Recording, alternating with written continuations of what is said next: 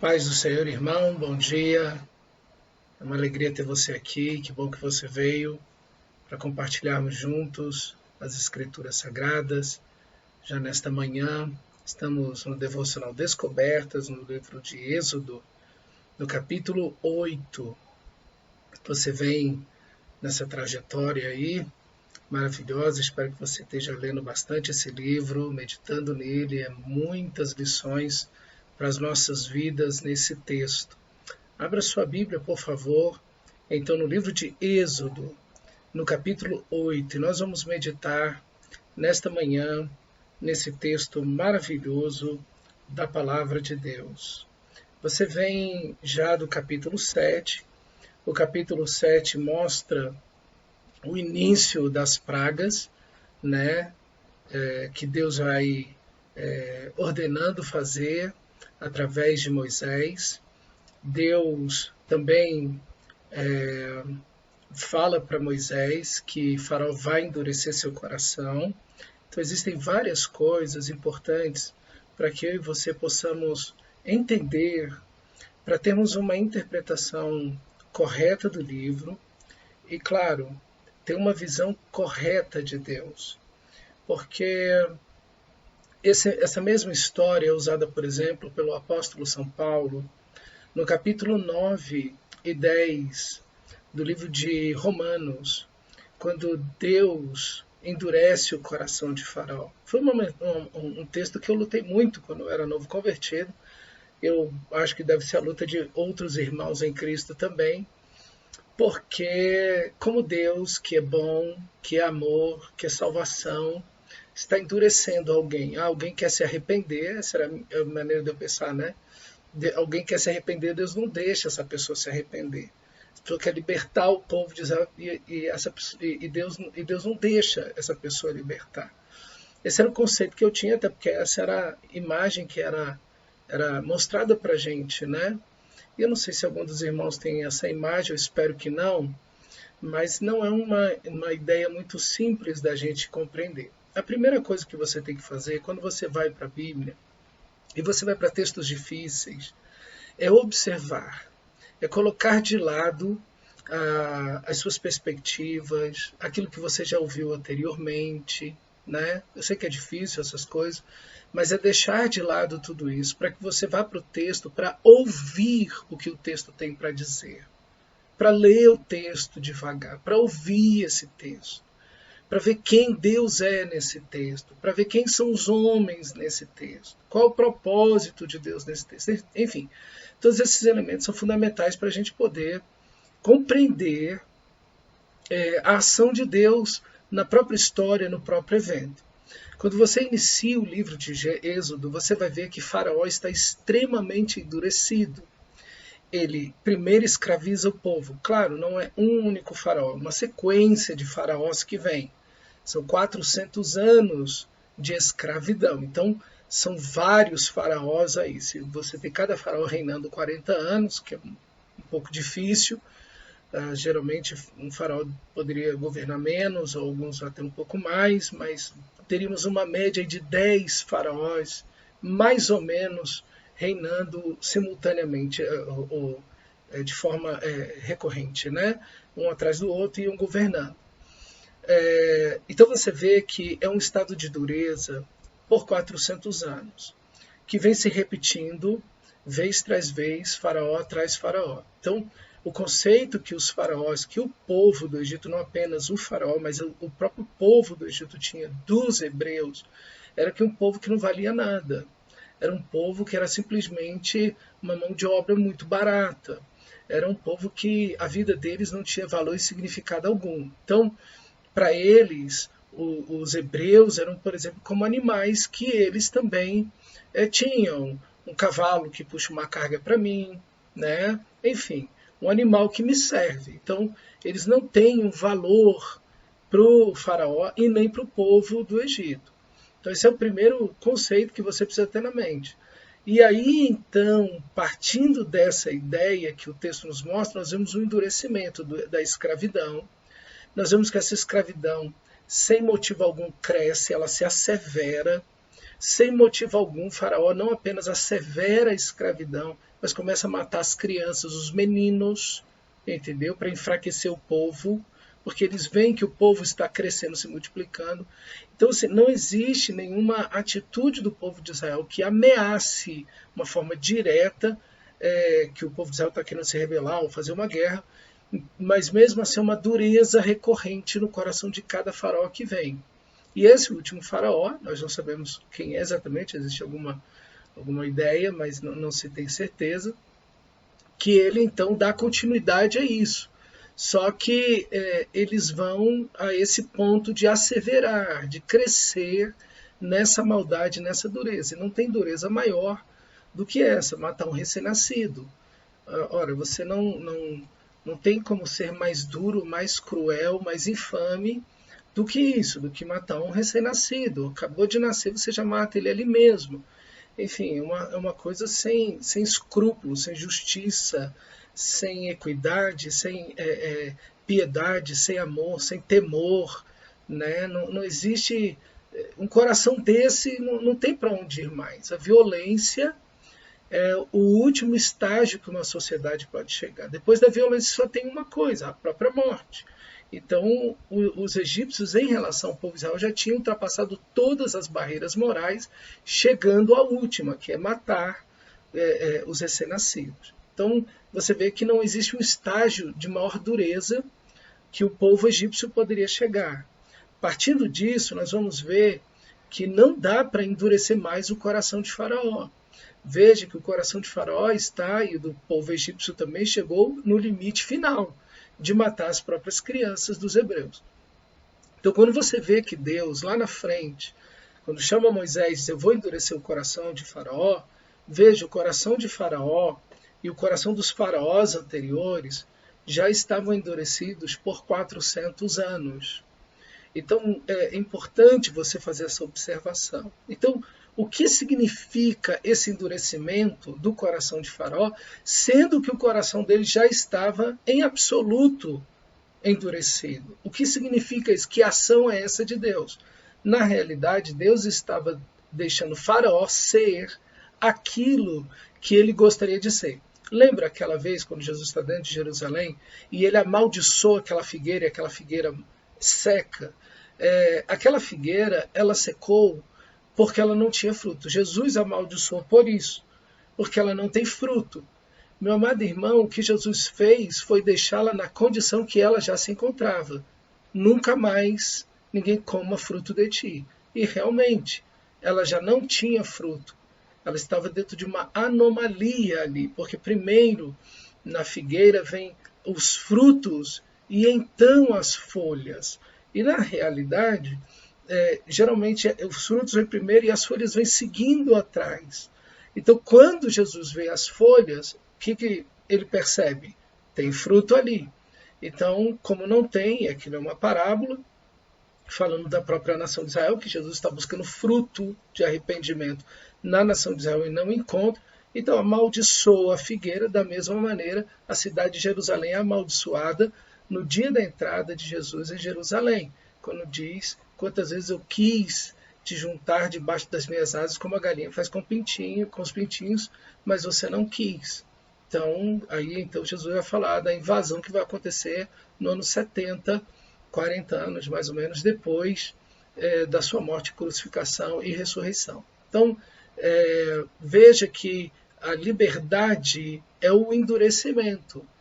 Deus está soltando o Faraó para ser aquilo que ele já era. Jesus estava deixando aquela figueira da mesma maneira que ela já estava.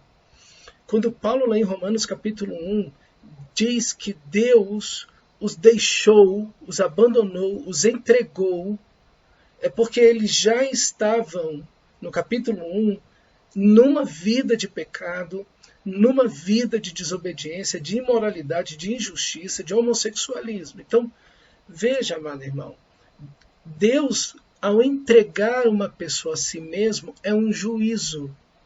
Deus entregar a Faraó a própria dureza do seu coração é um juízo. Por quê? Porque a sua própria dureza se volta contra Deus. Então, nós podemos traduzir essa dureza por liberdade. É tudo que o ser humano quer, liberdade. O ser humano quer ser livre para fazer aquilo que ele quer e ser aquilo que ele quer.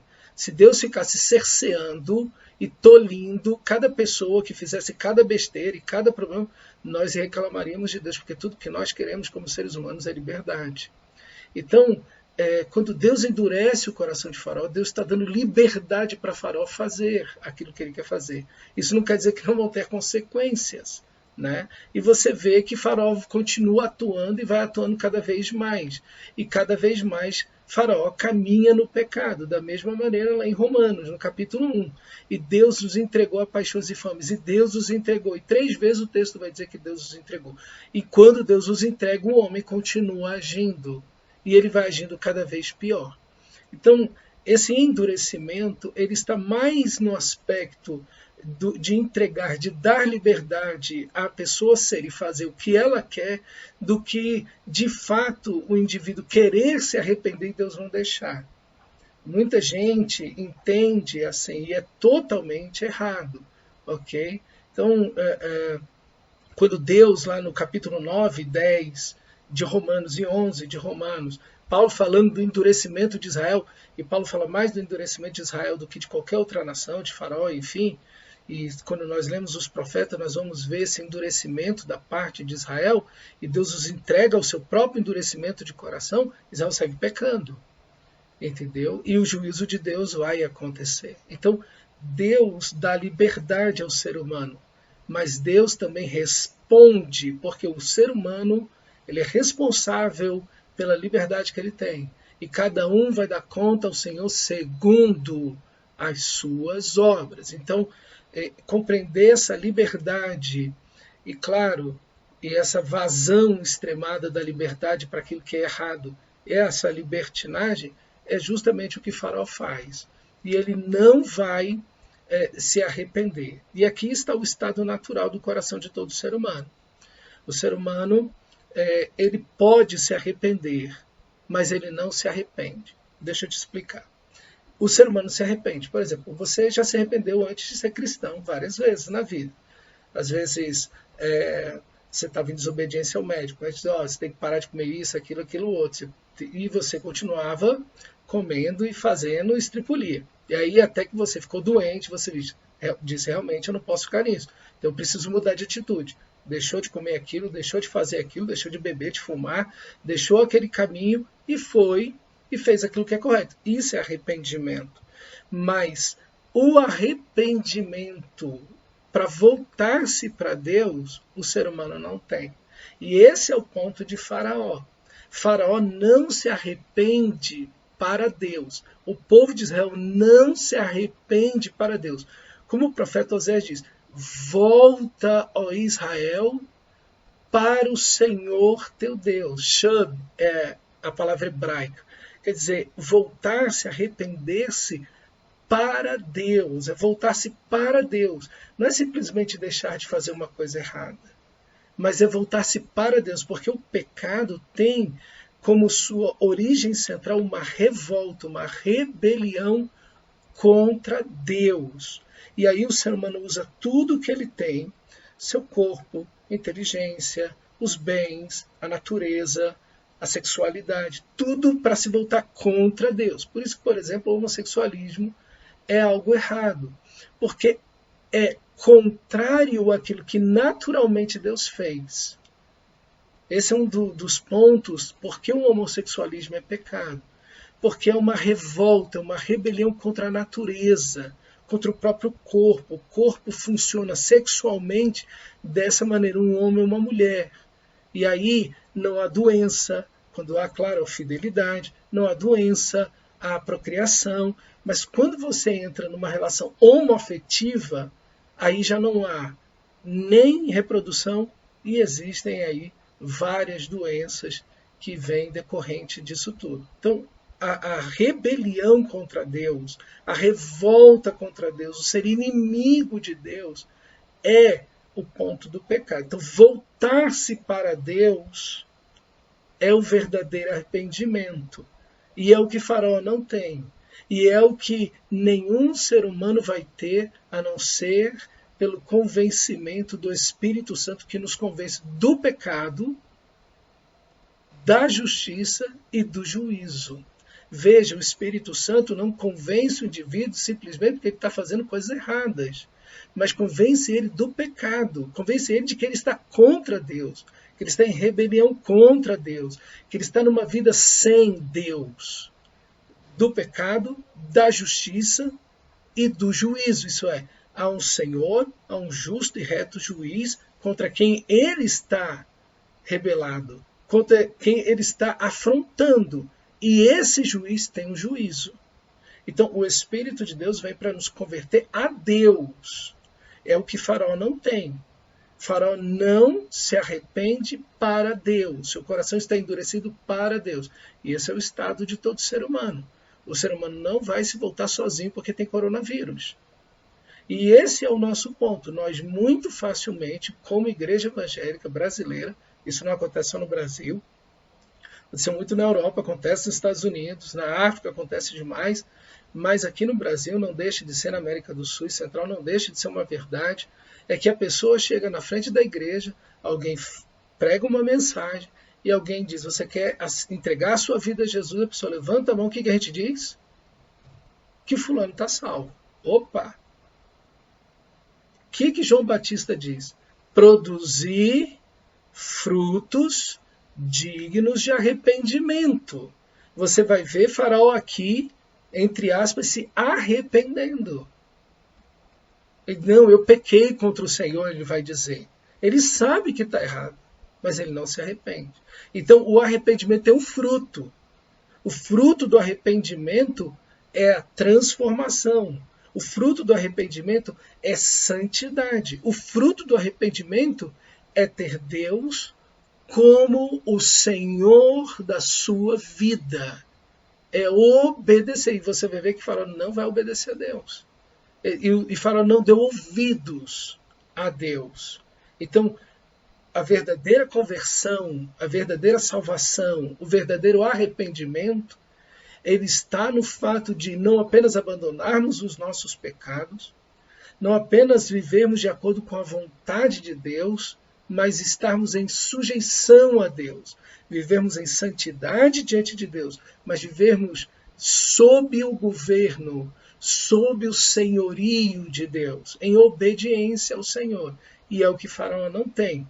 E aí então Moisés é enviado, toma o cajado, junto com Arão, vai na beira do rio e fala para Faraó, olha, Deus está ferindo as águas do Egito, deixa aí o meu povo. E Faraó então não deixa aí o povo, e você sabe, a praga acontece, e os magos de Faraó, pelas suas magias ocultas, fazem o mesmo. Então, Faraó não ouve, e o texto vai dizer isso, o Faraó não ouve, versículo 22, do capítulo 7, porém os magos do Egito fizeram também o mesmo com as suas ciências ocultas, de maneira que o coração de Faraó se endureceu. Você vê, Deus ainda não endureceu o coração de Faraó.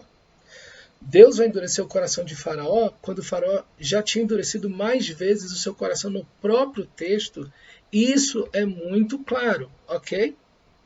Quando Faraó vai ter o seu coração endurecido por Deus, Faraó já havia endurecido o seu coração, quer ver? No capítulo 7, versículo 3, versículo 13, versículo 14, versículo 22, versículo 23, capítulo 8, o versículo 15, o versículo 19, o versículo 32, depois o capítulo 9, versículo 7, o versículo, e até aí o versículo 7. Depois, no capítulo 9, versículo 12, porém, o Senhor endureceu o coração de Faraó. É a primeira vez que Deus vai endurecer o coração de Faraó, e já viu várias pragas já tinham acontecido. Então você vê que o coração de Faraó já estava em extremo endurecido. Deus já havia ferido, já havia mostrado o seu poder, sua glória, e Faraó vinha, e depois que Deus endurece o coração dele, ele mesmo vai endurecer seu coração. No capítulo 9, e aí então, versículo 34, versículo 35, tornou a pecar e endureceu o coração, ele e os seus oficiais, no 9:34, 9:35, ok? Então você vê que o endurecimento do coração de Faraó é algo que ele mesmo está produzindo em primeira mão, vivendo no pecado e rebelião contra Deus. Então Deus vem e dá essa liberdade para ele e ele continua endurecendo o seu próprio coração. Depois vem o capítulo 8, que é o texto que nós vamos entrar hoje, né? Mas eu precisava te dar esse contexto, né, para você poder entender, porque senão você vai ficar no meio do caminho. Mas como é isso, esse negócio de endurecer, enfim, todas essas coisas. Então, para você entender a questão do endurecimento, é muito importante ter dado essa pequena introdução aqui. E aí, então, vem a praga das rãs, né? O rio fica totalmente apodrecido. Os cientistas dizem que talvez tenha sido a bactéria Anthrax que tenha matado os peixes. Por causa da bactéria estourada, encheu o rio de sangue. E depois o rio é limpo, porque é um rio, a correnteza vai passando, vai limpando. E aí, então, Deus vem com a praga das rãs e lota o território, né? Com a praga da água em sangue, toda a terra do Egito tem água em sangue. Parece que, inclusive, o próprio povo de Israel fica nessa própria situação, ok? Na praga das rãs, e aí nós temos aí as rãs subindo em todo canto, vindo de todo jeito e lado, e a gente não vê aqui, a gente só vai ver em alguma praga aqui na frente, no próprio capítulo 8, que Deus vai dizer: eu vou fazer diferença na praga das moscas, eu vou fazer diferença entre o meu povo e os egípcios. Então é a partir daí, parece que até então o povo de Israel também está vivenciando alguma coisa em relação a isso. E as rãs vêm com tudo e enchem a terra do Egito e vai para cima das camas. Deve ter sido horrível, né, uma situação dessa. E aí, então, há uma coisa muito interessante nesse texto, que o versículo 8, chamou Faraó, Moisés e Arão, e lhes disse: rogai ao Senhor que tire as rãs de mim, do meu povo. Então deixarei ir ao povo para que ofereça sacrifício ao Senhor. Então veja, Faraó dá um indício de arrependimento. Parece que Faraó está arrependido.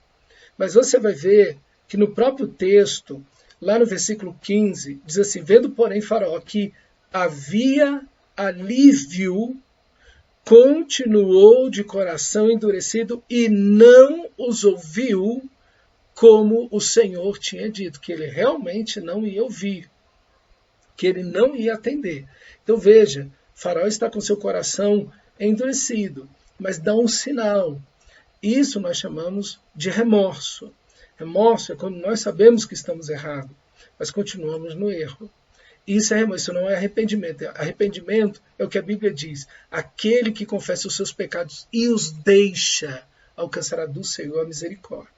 Então, o verdadeiro arrependimento é o abandono do pecado, um retorno para Deus. Esse é o verdadeiro arrependimento. E o que nós temos aqui é um homem cheio de remorso. É como Judas: pequei contra sangue inocente, e vai e se enforca. Enfim, a pessoa sabe que está errada, sabe que cometeu um pecado, mas não acha arrependimento no seu próprio coração.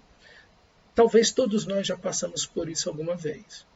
Estávamos fazendo algo errado, estávamos cometendo delitos e pecados, sabíamos que aquilo era contra Deus, até a própria sociedade diz que aquilo é errado, e nós olhamos para dentro de nós mesmos e não conseguimos enxergar nenhum tipo de arrependimento no nosso coração.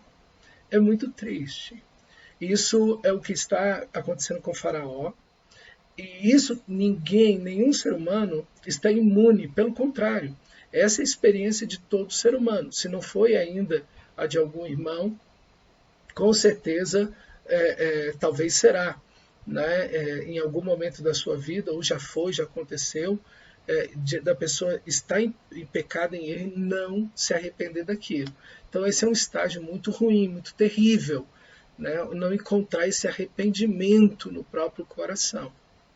Mas veja o crescimento da fé de Moisés. E isso é interessante, é bonito no texto. Falou, versículo 9 do capítulo 8, falou Moisés a Faraó, diga-me,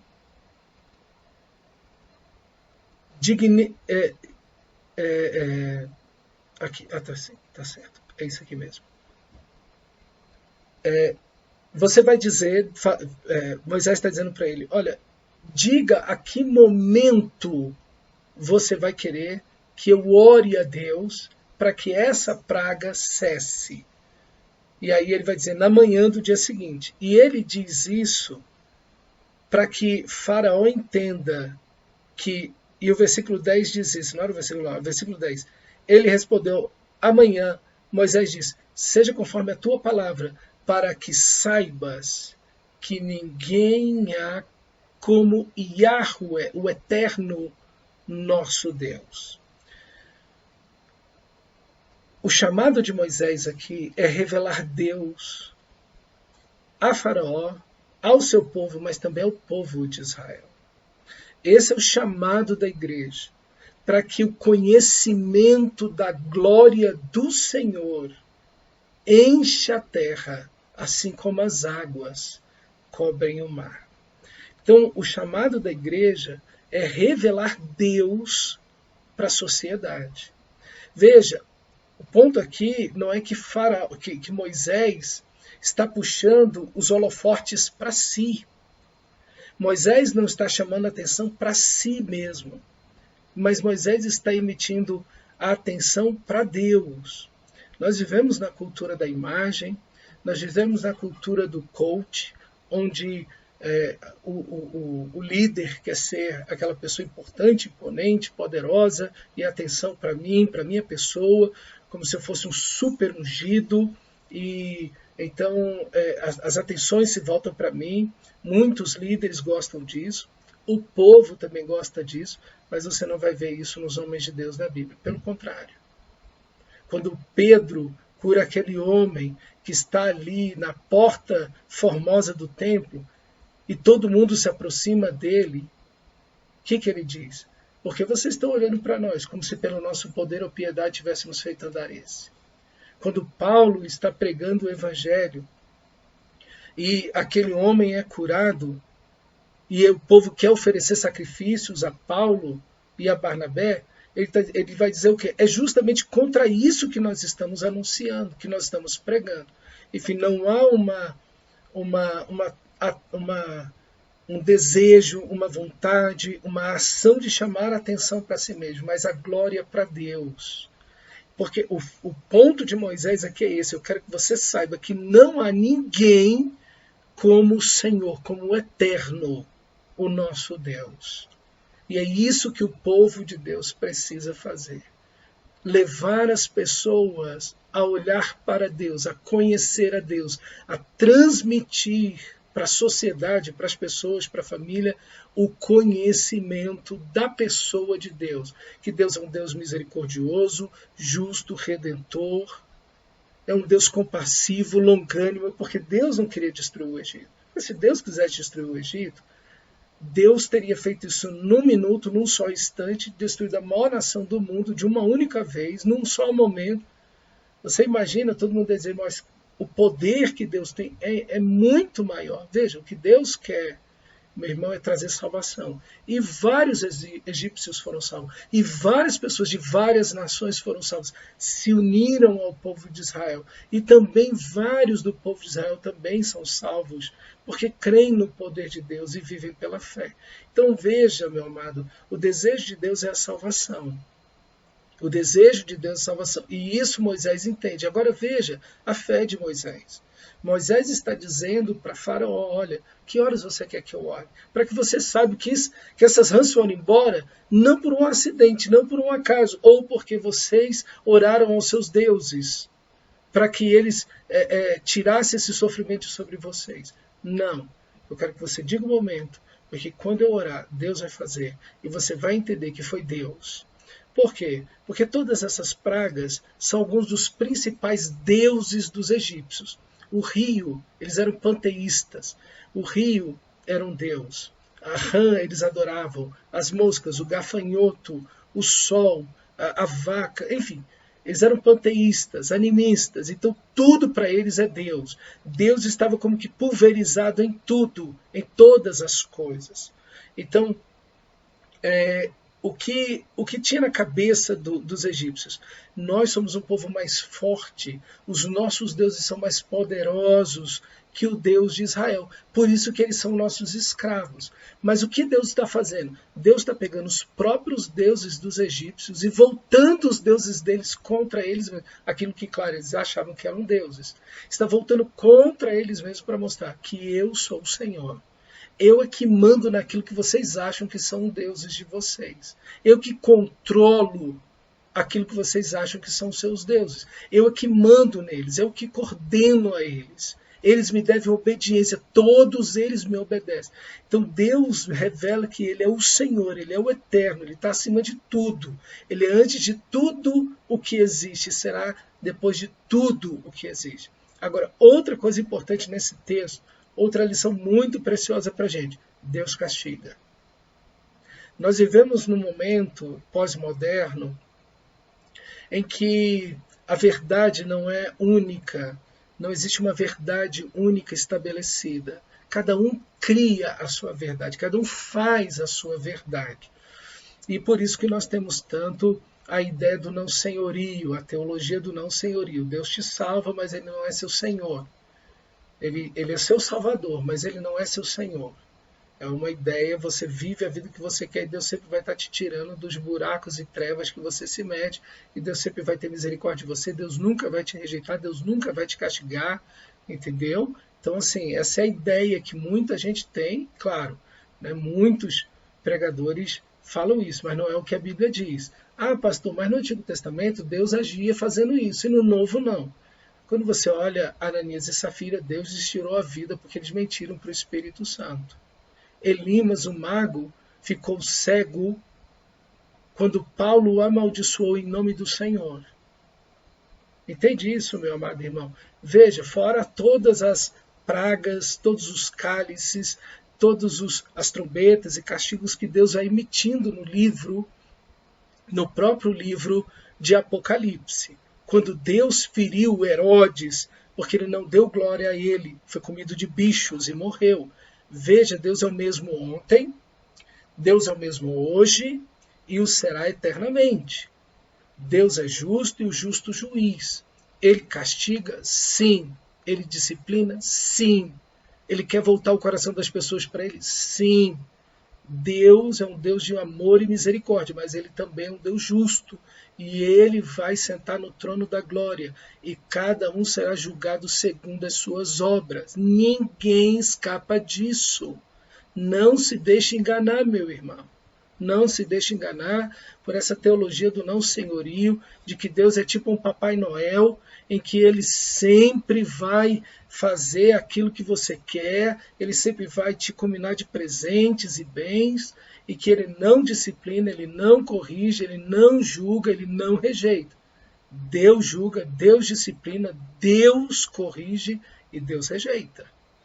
Então nós temos exemplos disso no Novo e no Antigo Testamento, muito. Então, não tenha essa ideia. Jesus amaldiçoou o templo. E quando Jesus amaldiçoou o templo, aqui não vai ficar pedra sobre pedra, todo mundo que estava no templo, toda a linha sacerdotal, toda a linhagem sacerdotal e dos levitas foram destruídos naquele dia. Todos, centenas de homens morreram naquele dia, quando Jesus amaldiçoou o templo. No dia em que o general Tito entrou em Jerusalém, aqueles homens todos foram mortos. E Jesus foi que amaldiçoou. Por quê? Porque eles fizeram do culto uma fonte de lucro, de dinheiro. Então veja, nós vamos ter cuidado com uma ideia errada de Deus que nós possamos ter. Porque ouvimos, porque eu vi numa mensagem, eu li num livro, ou alguém falou. Então Deus não muda porque a nossa época mudou. A nossa cultura mudou, então Deus muda. Não, Deus é o mesmo. Nele não há sombra nem variação de mudança. Ele é o mesmo. E os seus anos não têm fim. Meu amado irmão, não deixe isso adentrar o seu coração. Deus disciplina sim, no Antigo e no Novo Testamento. E quando você olha o livro de Apocalipse, você vai ver A mesma coisa que você está vendo aqui. Deus chamando o mundo ao arrependimento. Deus está chamando as pessoas ao arrependimento. E para isso, com certeza, ele vai usar de castigo, de disciplina. Depois, e aqui é uma ideia interessante. Na primeira praga do rio, Deus anuncia que vai acontecer. Moisés vai lá para Faraó e anuncia o que vai acontecer. Na segunda praga das rãs, Moisés vai lá e anuncia o que vai acontecer. Na terceira praga, Deus não anuncia nada, simplesmente manda Moisés e Arão agir. Então, é um ciclo que vai acontecer. Quando você for ver o texto, as pragas, você vai ver justamente isso acontecer. A primeira e a segunda praga, Deus avisa o que vai acontecer. Na terceira, ele não avisa. Entendeu? Então, Deus não está limitado àquilo que eu acho, eu sei, ou eu penso. Deus vai agir na história. E aí, então, a terra é ferida de piolhos. A palavra piolho aqui é mosquito, é mosca, e não é piolho, como a gente entende piolho. Quer dizer, você está tentando trazer uma tradução para o português e tentando colocar animais que estão aqui, que tem lá no Egito e que não tem aqui. Ok? Então, a tradução faz esse tipo de coisa, mas nada que vai infligir a nossa fé.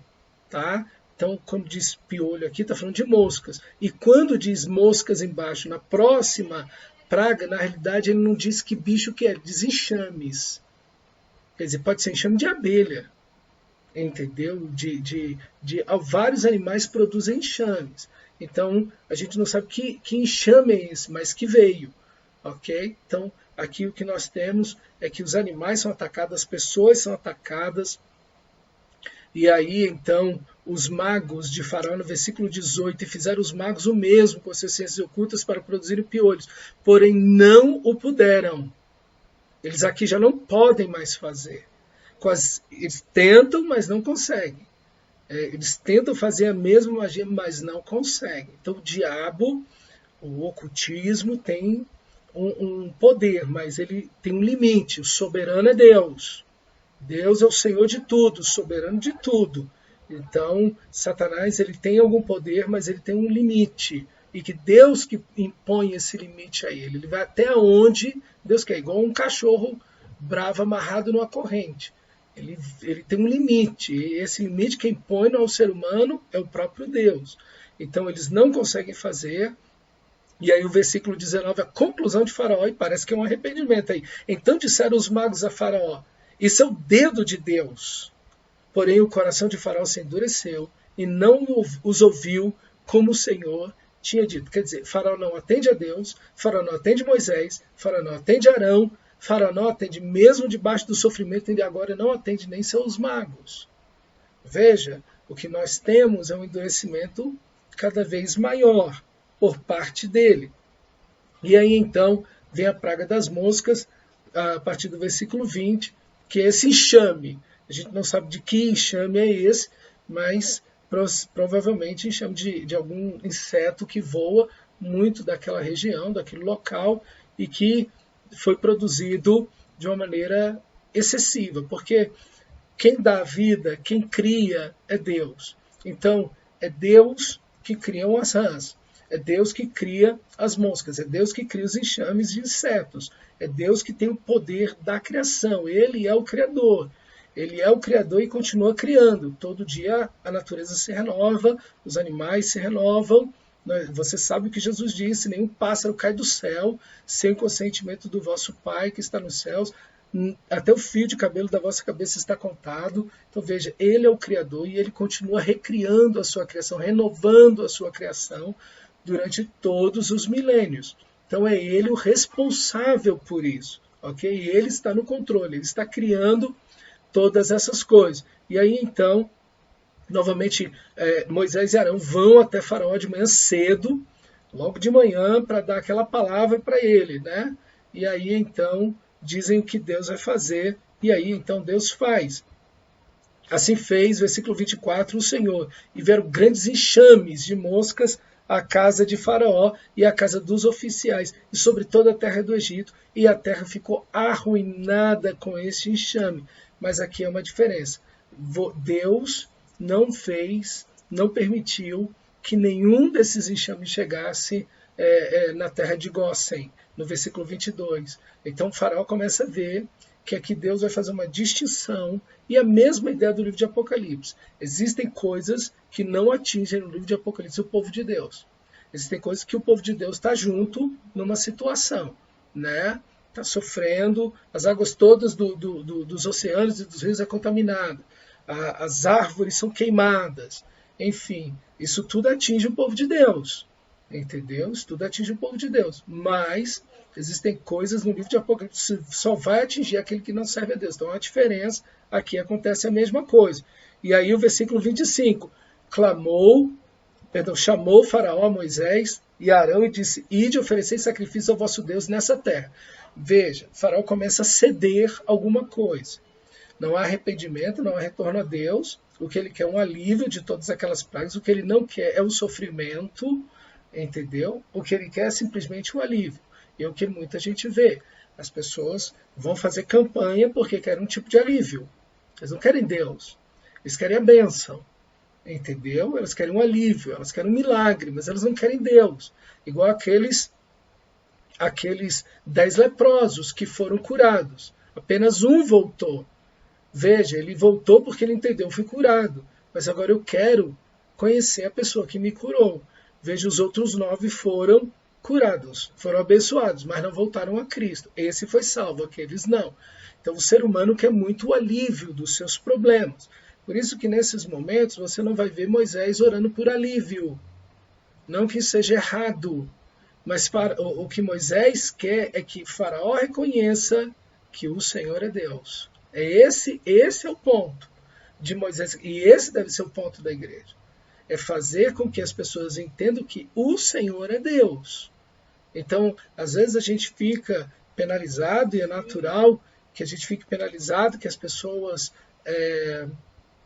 estejam sofrendo, estejam em necessidades e problemas, e a gente ora pedindo cura, libertação, e não tem nenhum mal nisso, nenhum problema nisso. Mas a nossa oração primeira deve ser: Senhor, traz arrependimento, traz salvação em meio a essa situação. Que essa pessoa, em meio a essa situação, veja que ela precisa de ti, que ela depende de ti, que ela não é tudo o que achava que ela era. Quebra corações, Senhor. Entende? Esse é o ponto da igreja. E é o ponto aqui de Moisés. Então, diante dessa crise do Covid-19, o que a igreja tem que fazer? Tem que orar por arrependimento. E não meramente para que haja um alívio, para que as pessoas não peguem, não haja transmissão. A transmissão vai haver. Cuidado nós temos que ter. Todos temos que ter o cuidado. Mas o que nós precisamos orar e pedir ao Senhor é: traz arrependimento. Volta o coração do mundo para ti. Mostra como esse mundo é frágil. É o que Faraó está vendo aqui. Ele se achava o homem mais poderoso do mundo. Ele achava que tinha o império mais poderoso do mundo. E você está vendo que Deus, com pequenos insetos e animais pequenos, Deus está destruindo, devastando aquele país. Veja, um vírus tão pequeno, intracelular, é o que está fazendo no mundo, na economia do mundo, na política do mundo. Então, veja como o sistema humano, por maior que possa ser, é tão frágil diante do soberano e grandioso eterno Deus. Então aqui está o nosso ponto como igreja. Orar para que o povo volte o seu coração ao Senhor da glória. E aí então Faraó começa a ceder alguma coisa no sentido de negociar. Então o que a igreja precisa, irmão, é não negociar com o mundo nesse sentido. Nós não negociamos princípios, nós não negociamos valores. Né? Aqui Faraó está dando liberdade de culto, de expressão.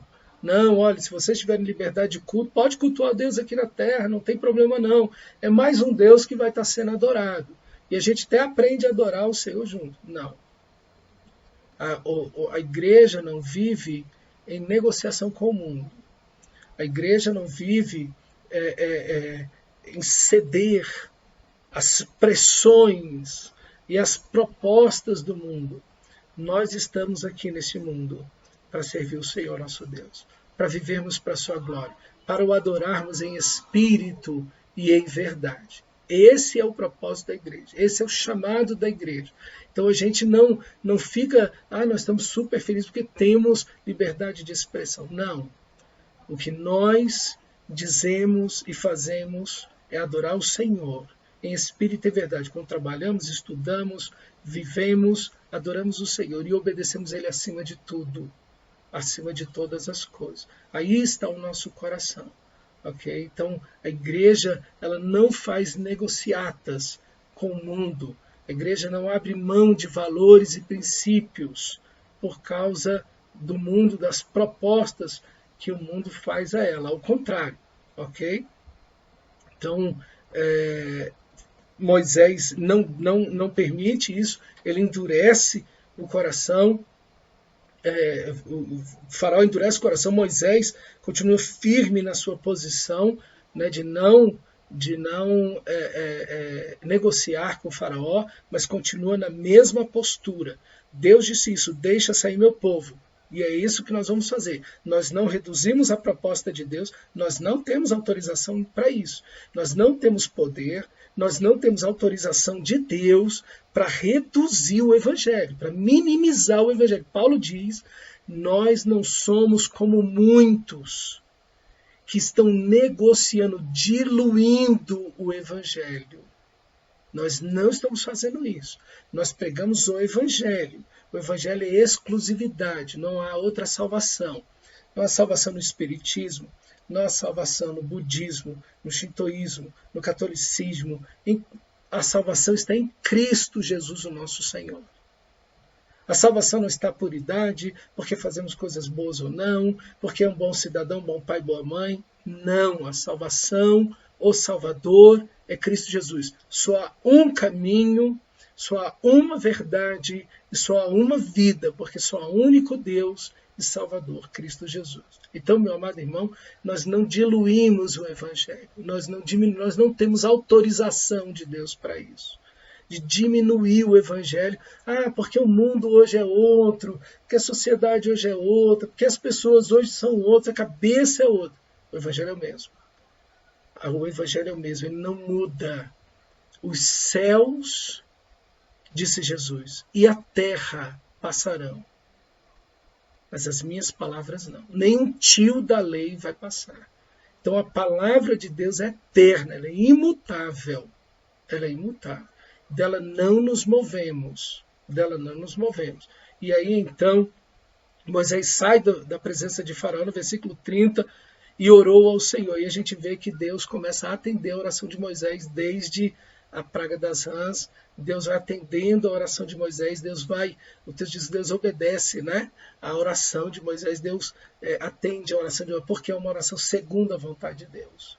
Segundo a vontade de Deus. E quando o alívio vem, né, e versículo 31, e fez o Senhor conforme a palavra de Moisés, os chamas de mosca se retiraram de Faraó, de seus oficiais e de todo o seu povo. Não ficou uma só mosca, mas ainda desta vez endureceu Faraó o coração e não deixou ir o povo.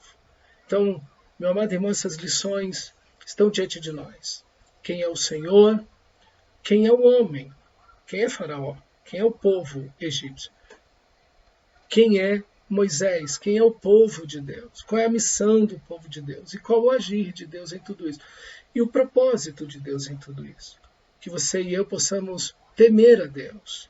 Temer esse Deus tão maravilhoso, tão bondoso, tão misericordioso, que com piedade vai chamando a humanidade, uma nação, uma família, uma pessoa, uma sociedade inteira ao arrependimento e voltar-se para Deus, voltar-se para Cristo Jesus, o nosso Senhor. Que essa seja a nossa oração, que essa seja a nossa vida, o nosso trabalho e que possamos ser como Moisés e como Arão, luz e sal, pregando o Evangelho, sendo instrumento de Deus em meio a todas essas situações. Que Deus use a sua vida e que essa palavra permaneça sempre no seu coração, meu amado irmão. Deus te abençoe, no nome de Jesus.